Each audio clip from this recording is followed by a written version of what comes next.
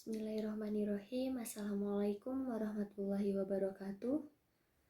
Alhamdulillahirabbil alamin wa bihi nasta'inu ala umurid dunya waddin.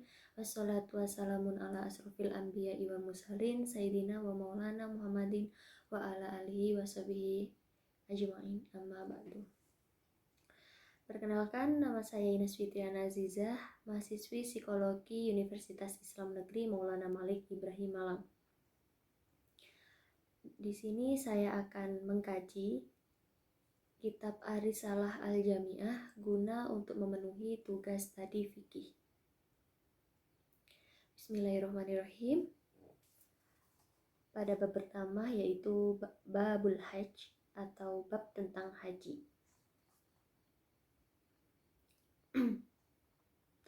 Wa ammal hajju fahuwa khamisu arkanil islami wa huwa fardun ala kulli muslimin mukallifin hurrin wa kadzal umratu fil umuri marratan bi syartil istita'ati wa hiya an yamlika ma yahtaju ilaihi fi safarihi ilal hajji dhahaban wa iyaban wa nafaqata ma talzamuhu nafaqatuhu ila ruju'ihi. Pada bab haji kali ini kita membahas tentang rukun, kewajiban, dan sunah-sunah tentang haji. Adapun haji adalah rukun Islam, adapun rukun kelima dari rukun Islam. Suatu kewajiban bagi setiap muslim yang mukallaf atau dewasa dan berakal, yang merdeka. Begitu juga dengan umroh, seumur hidup sekali dengan syarat memiliki kemampuan, yaitu memiliki apa yang dibutuhkannya dalam perjalanan haji baik pergi maupun pulang, dan nafkah bagi orang-orang yang menjadi tanggung jawabnya sampai kepulangannya dari haji atau umroh tersebut. Haji memang hukumnya wajib bagi umat muslim, namun hanya diperuntukkan kepada orang-orang yang mampu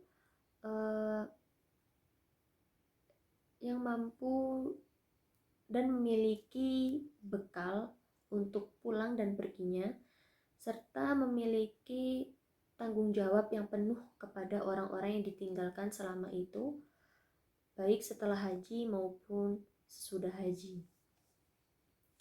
Wa a'malul haji salah satu asya'a arkanun wa wajibatun wa sunnanun. Adapun ibadah haji terbagi menjadi 3 hal. Yang pertama yaitu rukun, yang kedua kewajiban, dan yang ketiga adalah sunnah.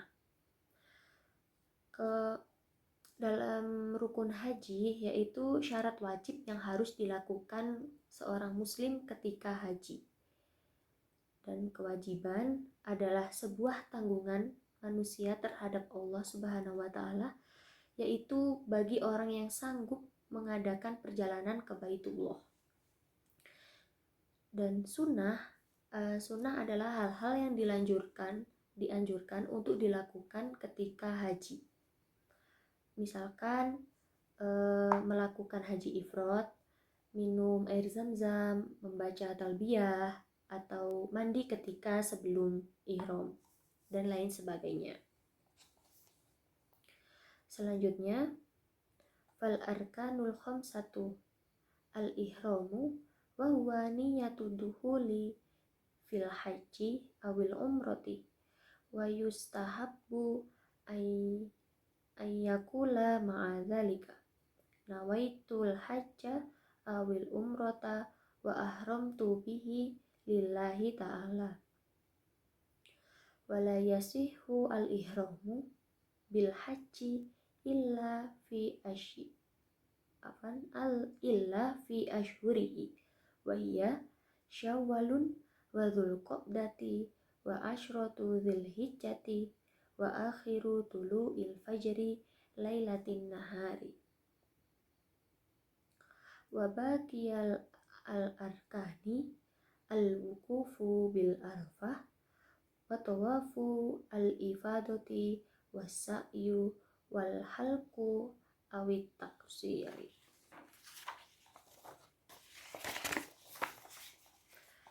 Rukun haji yaitu ada 5. Yang pertama ihram. Ihram itu adalah niat menjalankan haji atau umroh dan disunahkan dengan mengucapkan nawaitu hajja awil umrota wa arham wa ahramtu bihi lillahi ta'ala. Dan tidak sah ihram untuk haji kecuali pada bulan haji, yaitu Syawal, Dzulqa'dah, 10 pertama Zulhijjah, dan akhir waktu ihram itu pada terbitnya fajar malam Id, dan rukun-rukunnya yaitu wukuf di Arafah, tawaf ifadah, sa'i, al-halqu atau taksir atau mencukur rambut. Dan apabila seperti sekarang dikarenakan COVID, maka diperbolehkan untuk tidak melakukan ibadah haji terlebih dahulu sampai batas waktu yang telah ditentukan. Selanjutnya arkanul umroh atau rukun-rukun umroh. Wa arkanul umroti hiya arkanul haji illal wukufa falaysa minha wa yahibbu litawafi satrul aurati wa toharatu minal hadatsaini wa minan najasati wa an yakuna sab'a tawafatin fil masjidi wal baitu an sayarihi wa huwa kharijun anhu wa yajibu an yakuna sa'yu sab'an wa ba'da tawafi wa an yabda'a bisofa wa yahtima bil marwah, yaitu mencangkup semua rukun haji kecuali wukuf di Arafah, dan diwajibkan kepada tawaf. Kewajiban setiap tawaf yaitu untuk menutup aurat, suci dari 2 hadas, dan suci dari najis, dan dilakukan 7 putaran di dalam Masjidil Haram, dan Ka'bah berada di sebelah kirinya, dan dia berada di luar Ka'bah, dan kewajiban sa'i dilakukan 7 kali yang dilaksanakannya setelah tawaf, mulai dari Bukit Sofa dan diakhiri pada Bukit Marwah. Selanjutnya wajibatul haji atau kewajiban haji. Wa wajibatul haji al-ihramu minal miqati wal mabitu bil musdalifata lailatan nahari wal mabitu layaliyat tashriki bimina warramyu wat tawafu wal wada. Kewajiban haji yaitu yang pertama ihram dari mikot atau batas ihram, mabit atau bermalam di Musdalifah pada malam Id, dan bermalam di Mina pada malam tasyrik, melempar jumroh dan tawaf wada atau tawaf perpisahan.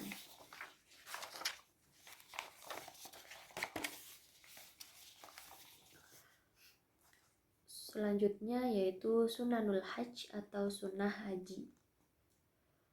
Wa amma sunanu fakullu ma siwa al-arkanil wajibati faman taraka ruknan lam yasih hajjuhu wa la yahillu min ihramihi hatta ya'tiya bihi wa la yajburuhu damun wa la ghairuhu. Semua kegiatan haji selain rukun dan kewajiban haji, barang siapa yang meninggalkan rukun haji, maka tidak sah hajinya, dan tidaklah lepas dari tahallul sampai melaksanakannya, dan tidak dapat diganti dengan dam atau denda atau yang lainnya. Jadi apabila seseorang melanggar sunnah haji, maka hajinya tidak sah dan tidak dapat dibayar dengan dam ataupun dengan denda-denda lainnya karena hukumnya sudah tidak sah. Wa salasatun manal arkani la tafutuhu madama hayyan wa hiya at-tawafu wasa'yu wal halqu wa man taraka syai'an minal wajibati sahha hajjuhu wa lazimahu damun wa alaihi ithmun in lam ya'dzar wa man taraka syai'an minas sunani fala syai'a alaihi walakin tafutuhu al-fadilah. Ada 3 rukun yang tidak hilang waktunya selama dia masih hidup, yaitu tawaf, sa'i, dan al-halqu. Barang siapa yang meninggalkan sesuatu dari kewajiban-kewajiban haji, maka hajinya sah, akan tetapi diwajibkan kepadanya untuk membayar denda atau dam, dan dia akan mendapatkan dosa jika meninggalkannya tanpa uzur atau tanpa sebab. Dan barang siapa yang meninggalkan sesuatu dari sunnah-sunnah haji, maka ditimpakan apapun kepadanya, akan tetapi dia tidak mendapatkan keutamaan-keutamaan. Jadi apabila kewajiban haji ditinggalkan karena ada uzur atau karena sebab, maka tidak apa-apa kepada seseorang itu membayarnya dengan dam atau membayar denda. Namun apabila sunah-sunahnya ditinggalkan, maka hajinya tidak sah. Wa yahrumu satru ra'si ar-rajuli wa wajhil mar'ati al-muhrimaini au ba'dihima wa izalatu dhufri wa sya'ri wa dahnu sya'ri ra'si wal lihyati wa tatayyubu jami'il badani. Dan diharamkan menutup kepala bagi laki-laki, menutup wajah bagi perempuan ketika melakukan ihram, ataupun menutup bagian kepala bagi laki-laki dan bagian wajah bagi perempuan. Dan diharamkan memotong kuku dan juga memotong rambut, dan menggunakan minyak pada rambut, kepala ataupun jenggot, dan wewangian pada seluruh tubuh. Jadi hal-hal yang diharamkan ketika berihram yaitu menutup kepala bagi laki-laki, menutup wajah bagi perempuan, memotong kuku, memotong rambut, memakai minyak pada kepala dan pada jenggot, serta memakai wangian pada seluruh tubuh.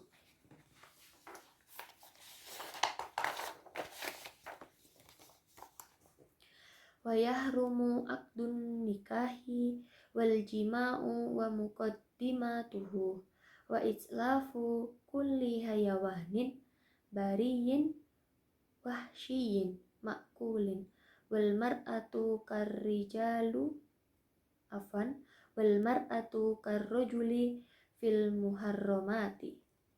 Dan diharamkan melakukan akad nikah atau yang sejenisnya, senggama dan pemulaannya, dan membunuh setiap hewan-hewan darat yang liar yang bisa dimakan. Perempuan dan laki-laki sama hukumnya di dalam hal-hal yang diharamkan pada haji. Jadi pada haji dilarang untuk melakukan akad nikah atau sejenisnya dan membunuh hewan-hewan darat untuk dimakannya. Dan hukum ini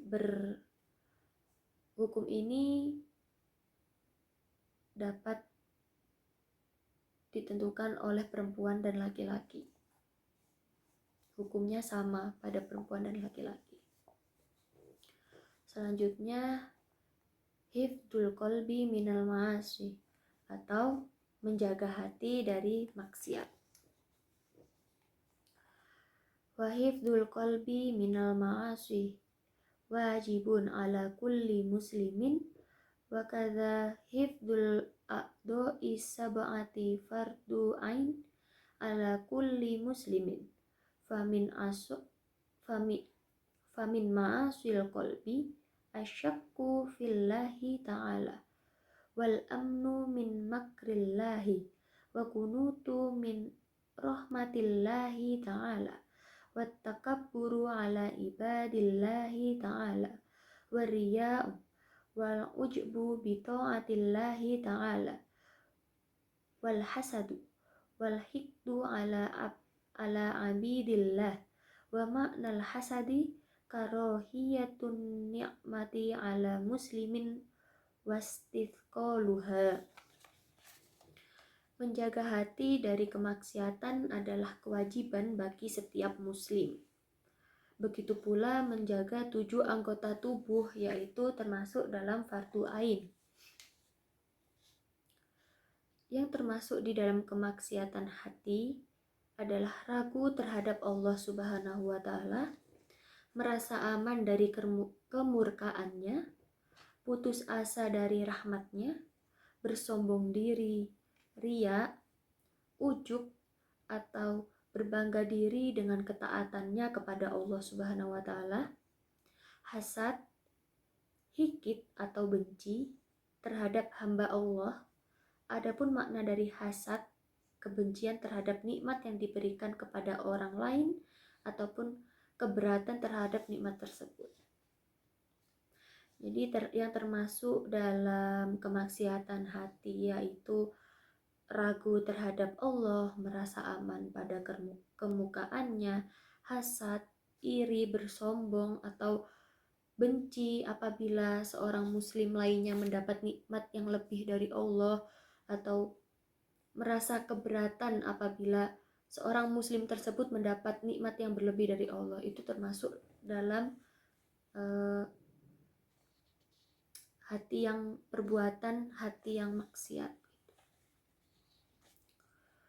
Wa minha al-israru alal maksiatillah wal bukhlu bima aujaballahu ta'ala wa su'u dhanni billahi wa bil khalqillah wa tasghiru lima adamallahu min ta'atin au maksiatin au qur'anin au ilmin au jannatin au narin wa kullu dhalika minal ma'asi wal khabaithi al muhlikati bal ba'du dhalika mimma yudkhilu min kufri wal iyadhu billahi ta'ala min dhalika. Dan yang termasuk di dalam kemaksiatan hati adalah terus-menerus di dalam kemaksiatan dan pelit terhadap apa-apa yang telah Allah berikan, bersangka buruk terhadap Allah dan hambanya, meremehkan apa-apa yang telah diagungkan oleh Allah dan Rasul-Nya,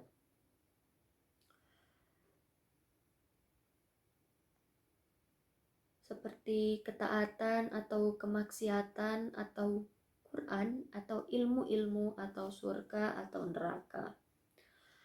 Dan setiap kemaksiatan tersebut dan kerusakan tersebut merupakan penghancur, bahkan sebagian dari itu adalah hal-hal yang menjerumuskan dalam kekafuran atau kekufuran. Selanjutnya minto atil kolbi atau ketaatan hati. Wa minto atil kolbi al imanu billahi wal yakinu wal ikhlasu wat tawadu'u wan nasihatu lil muslimin wasakha'u wa husnu zonni wa ta'zimu sya'airillahi wa syukru ala ni'amillahi kal islami wa ta'ati wa sa'irin na'ami wa sabru alal bala'i mithlu al amrodi wal mihan wa mautil ahibbati wa faqdil mali wa tasallutin nasi. Adapun ketaatan hati yaitu keimanan kepada Allah Subhanahu wa taala. Yang pertama,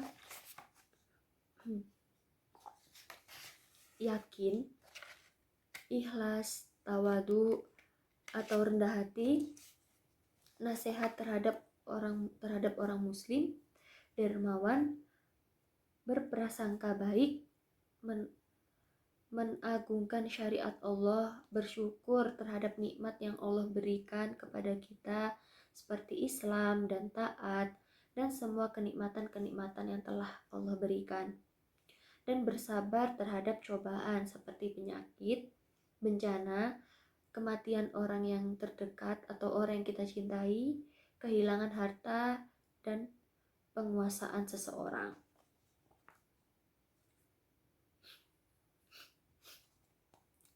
Wasabru ala ta'ati wasabru alal ma'asi wathiqatu birrizqi minallahi wa ba'dud dunya wa adawatun nafsi wasyaitani wa mahabbatu lillahi wa rasulihi sallallahu alaihi wasallam wa sahabatihi wa ahli baiti wattabi'ina wassolihina warridho anillahi wattawakkulu alaihi wa ghairu dhalika minal wajibati al-qalbiyatil munjiyati. Dan bersabar dalam menjalankan ketaatan, sabar dalam menjauhi kemaksiatan, dan sikoh atau yakin terhadap rezeki dari Allah, dan benci terhadap dunia, dan memerangi hawa nafsu serta syaiton atau setan, serta mencintai Allah dan Rasulullah Shallallahu Alaihi Wasallam dan sahabat-sahabat beliau dan ahli bait beliau serta para tabi'in dan para sholihin, ridho Allah Subhanahu wa taala dan tawakal kepadanya. Dan selain itu semua dari kewajiban-kewajiban hati yang merupakan penyelamat.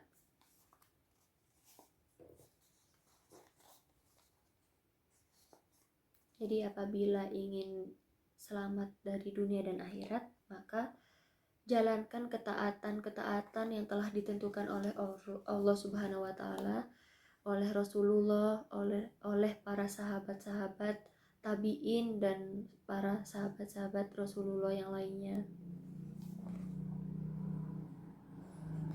Selanjutnya, ma'asil jawarihi atau maksiat anggota tubuh. Wa amma ma'asi al-jawarihi fa ma'asi al-batni mislu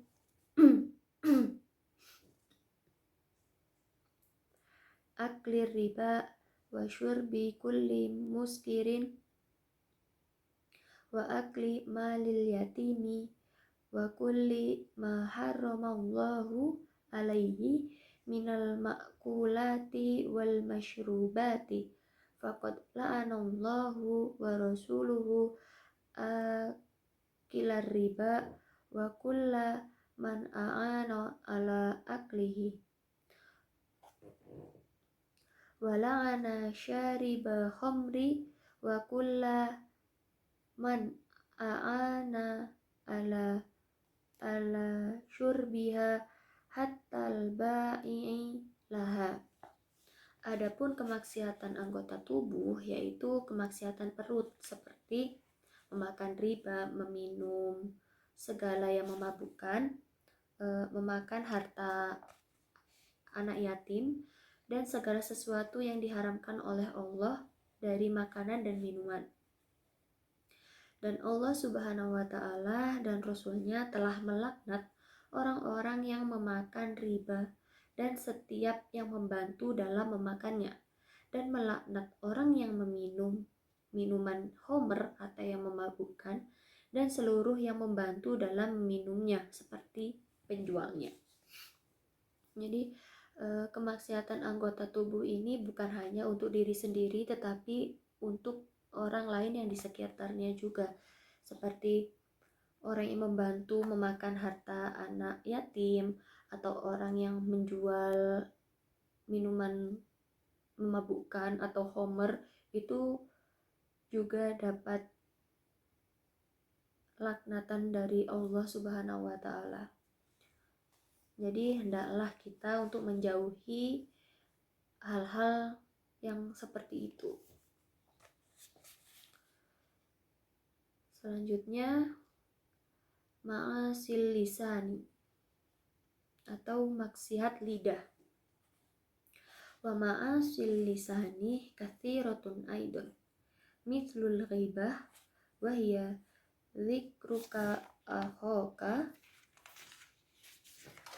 al-muslima bima yakrahu wa in kunta shadiqan wan namimati wal kadhibi wasyatmi wassabbi wal la'ni wa ghairiha. Adapun kemaksiatan lidah sangatlah banyak, seperti ghibah, yaitu menyebutkan sesama muslim apa-apa yang tidak disukainya walaupun benar, dan namimah, dan berbohong, memaki serta mencela dan melaknat lainnya. Seperti hanya sekarang, ghibah, banyak sekali orang-orang yang berghibah dan dianggap sebagai lelucon atau sebagai keseruan semata gitu. Padahal itu adalah perbuatan yang sangat dilaknat oleh Allah, dan hendaknya kita menggunakan lidah sesuai dengan ketentuan yang telah ditetapkan Allah pada Al-Quran, yaitu seperti memperbanyak zikir atau membaca kitab suci Al-Quran atau menghafal ayat-ayat Al-Quran dan lain sebagainya. Selanjutnya, ma'asil aini. Wa ma'asil aini mislun nadhari ilan nisa'il ajnabiyyat wa nadhari al-awrati wa nadhari bil istihqari ilal muslimi wa nadhari fil wa nadhari fi baiti ghairi bi ghairi idn. Yang termasuk dalam kemaksiatan mata yaitu melihat perempuan yang bukan muhrim, melihat aurat orang yang bukan muhrim, melihat muslim dengan pandangan hina, atau melihat rumah orang lain tanpa izin.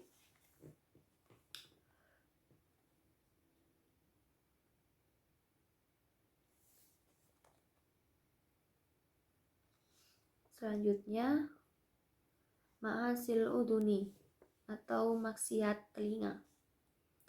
Wa ma'asil udhuni kal istima'i ilal ghibah wa ghairu dzalika minal muharramati. Adapun kemaksiatan telinga yaitu seperti mendengarkan ghibah ataupun hal-hal lain yang diharamkannya. Jadi selain maksiat lidah, ghibah juga termasuk dalam maksiat telinga. Mengapa? Karena ketika lidah membicarakan seseorang dan telinga itu menyimak pembicaraan tersebut, maka sama-sama hukumnya adalah berbuat maksiat. Dan menghindari dari maksiat telinga yaitu hendaklah tidak mendengarkan ghibah atau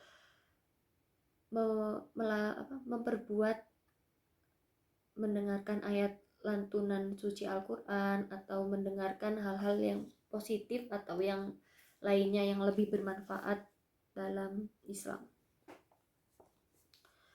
Selanjutnya, ma'asil yadi atau maksiat pada tangan.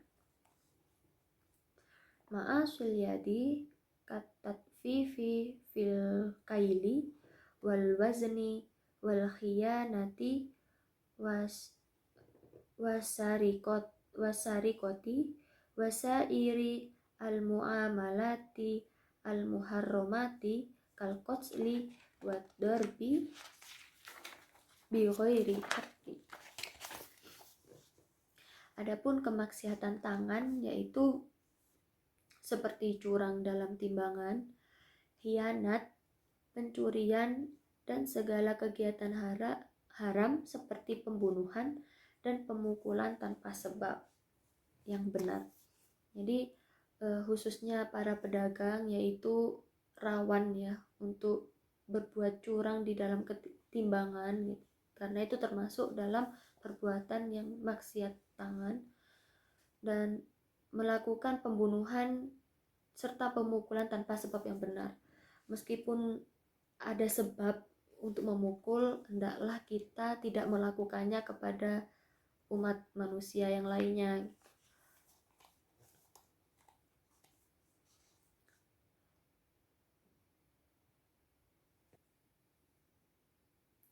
Selanjutnya yaitu ma'asyir rijli atau kemaksiatan pada kaki. Wa ma'asyir rijli al-mashyu fi si'ayati bi muslimin au qatlihi au ma yadurruhu bi ghairi haqqin wa ghairi dzalika min kulli ma harumal mashyu ilaihi. Adapun kemaksiatan pada kaki yaitu seperti berjalan untuk mencelakai muslim atau membunuhnya atau apa-apa yang membahayakan bagi seorang muslim tersebut dengan tanpa adanya sebab yang benar, dan selain itu apa-apa yang diharamkan dari hal-hal yang diharamkan untuk berjalan kepadanya. Jadi selain berjalan untuk mencelakai seseorang sesama muslim, seperti membunuh atau membahayakan muslim tersebut, tempat yang kita tuju ketika berjalan juga termasuk dari perhitungan kelak di akhirat. Misalkan kita pergi ke tempat hiburan malam atau ke tempat-tempat maksiat yang lainnya, itu juga termasuk dalam kemaksiatan pada kaki karena akan dihisap kelak di akhirat nanti. Selanjutnya ma'asil farji atau maksiat pada kemaluan. Wa ma'asil farji kazina wal liwat wal istimna bil yadi wa ghairiha min ma'asil farji. Adapun bentuk dari kemaksiatan kemaluan ini yaitu seperti zina, liwat atau sodomi, istimna atau onani, dan selain itu dari kemaksiatan kemaluan yang lainnya. Selanjutnya ma'asil badani atau kemaksiatan pada tubuh. Ma'asil badani wal maksiyatu bikulli badani kalau uquqi lil walidaini wal firori minaz zahfi wa huwa minal kabairi wa ghairi ma dzukira mithlu qati'atir rahimi wa zulmin nasi, yaitu kemaksiatan dari seluruh badan seperti durhaka kepada kedua orang tua, kabur dari peperangan. Hal tersebut merupakan dosa besar, dan selain apa-apa yang disebutkan seperti memutuskan tali silaturahmi dan menzolimi orang lain. Jadi maksiat pada tubuh itu banyak ya sebenarnya gitu. Contohnya memutuskan silaturahmi gitu. Kita enggan bersilaturahmi kepada saudara-saudara yang mungkin menurut kita jauh dari kita gitu. Misalkan saudara dari nenek atau saudara dari kakek gitu. Tapi alangkah baiknya kita menjalinkan silaturahmi itu agar tidak terjadi maksiat dalam badan kita gitu. Wallahul muwaffiqu wal mu'inu lima yuhibbu wa yardo. Wa sallallahu alaihi Sayyidina Muhammadin wa ala alihi wa sahbihi wasallim. Allah subhanahu wa ta'ala yang maha memberikan taufik dan maha membantu terhadap apa-apa yang dicintainya dan diridhoinya. Mudah-mudahan Allah subhanahu wa ta'ala melimpahkan sholawat kepada Sayyidina Muhammad beserta keluarga dan sahabat beliau. Dan Allah juga berfirman pada surat Yasin ayat 65 yang berbunyi, pada hari ini kami tutup mulut mereka, sedangkan tangan mereka berbicara pada kami, dan kaki mereka menjadi saksi atas apa yang mereka kerjakan.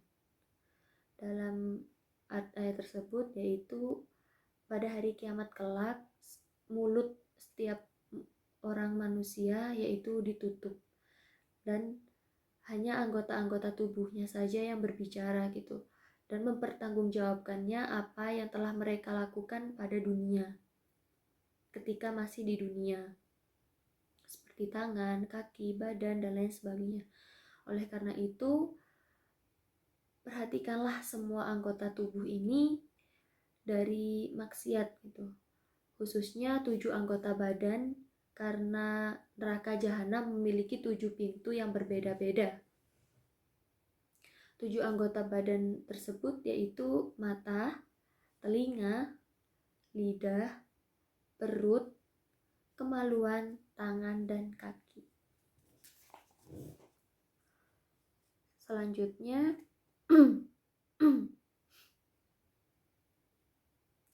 Qunut Syafi'iyah atau doa Qunut Syafi'i.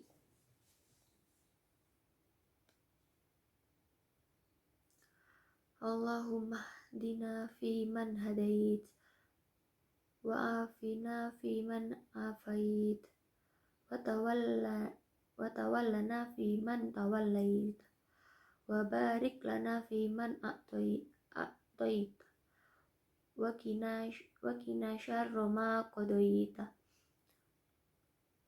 wa innaka taqdi wa la yuqda alaik wa innahu la yazillu man walaita wa la ya'izzu man adait tabarakta wa ta'alait falakal hamdu ala ma qadait walakal syukru ala ma an'amta bihi wa lait nastaghfiruka wa natubu ilaik wa sallallahu ala khairi khalqihi Muhammadin wa ala alihi wa ashabihi wasallam, yang artinya, ya Allah, berilah kami petunjuk sebagaimana orang-orang yang telah Engkau beri petunjuk, dan berilah kami afiah atau kesehatan sebagaimana orang-orang yang telah Engkau beri kesehatan, dan uruslah perkara-perkara kami sebagaimana orang-orang yang Engkau urus perkara mereka, dan berilah keberkahan kepada kami atas apa yang Engkau anugerahkan, dan lindungilah kami dari keburukan yang telah Engkau tetapkan, karena sesungguhnya Engkau menetapkan sesuatu yang tidak ketetapannya yang menetapkan ke atasmu, dan sesungguhnya tidaklah akan terhina mereka yang Engkau tolong, dan tidaklah akan mulia mereka yang Engkau musuhi.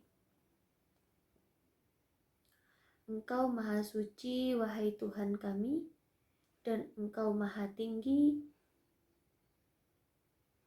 maka segala puji terlimpahkan hanya untuk-Mu atas apa yang Engkau tetapkan, dan segala syukur hanya untuk-Mu atas apa yang telah Engkau anugerahkan, dan segala kebaikan yang Engkau berikan. Kami mohon ampunan kepadamu, dan kami bertaubat dan kembali kepadamu. Semoga Allah melimpahkan sholawat dan salam kepada sebaik-baik makhluknya, Muhammad dan kepada keluarga beliau dan sahabat-sahabat beliau. Jadi kunut, hukum membaca kunut yaitu berbeda-beda setiap kalangan, apalagi pada kalangan para mazhab ulama ya. Dan dalam mazhab Syafi'i, hukum melakukan doa kunut yaitu sunnah. Namun pada mazhab lain tidak ditetapkan atau tidak disunahkan hukumnya. Dan karena masyarakat Indonesia banyak sekali yang menganut mazhab Syafi'i, maka hukum membaca kunut ini banyak disepakati oleh masyarakat dan sesuai dengan imam atau mazhab tersebut, yaitu mazhab Syafi'i. Kebanyakan masyarakat Indonesia melakukan kunut pada sholat subuh, yaitu kunut ini dilakukan setelah ruku atau sebelum sujud, atau bisa disebutkan sebagai pengganti doa ketika i'tidal pada rakaat kedua sholat subuh.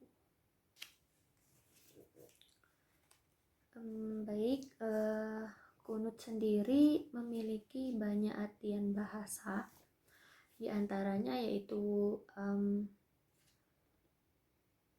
berdiri, tunduk, taat, dan berdoa. Namun istilah kunut menurut para ahli ulama atau menurut para ahli syariat adalah nama untuk doa dalam sholat pada waktu tertentu ketika berdiri. Posisi ketika berdiri di sini dijelaskan bahwa posisi i'tidal ya, jadi setelah ruku dan sebelum sujud. Doa kunut sendiri juga bisa untuk mengganti doa i'tidal. Pembahasan kunut memang menjadi topik di 4 mazhab. Apalagi mazhab yang berbeda-beda. Tetapi menurut mayoritas ulama, baik dari kalangan sahabat, tabi'in, dan imam mujtahidin, kunut memiliki hukum yang sunnah. Menurut Imam Nawawi juga menjelaskan tata cara kunut subuh, yaitu dilaksanakan pada rakaat kedua sholat subuh dan dilakukan ketika setelah ruku dan sebelum sujud. Jadi kunut ini bisa menjadi pengganti doa i'tidal. Dan dianjurkan pula yaitu mengangkat kedua tangan ketika membacakan doa kunut, dan apabila selesai doa kunut tidak dianjurkan untuk mengusap tangan ke wajah. Meninggalkan doa kunut menurut Imam Nawawi tidak membatalkan sholat subuh, namun dianjurkan untuk melakukan sujud syahwi ketika tidak membaca doa kunut, baik secara sengaja maupun tidak sengaja.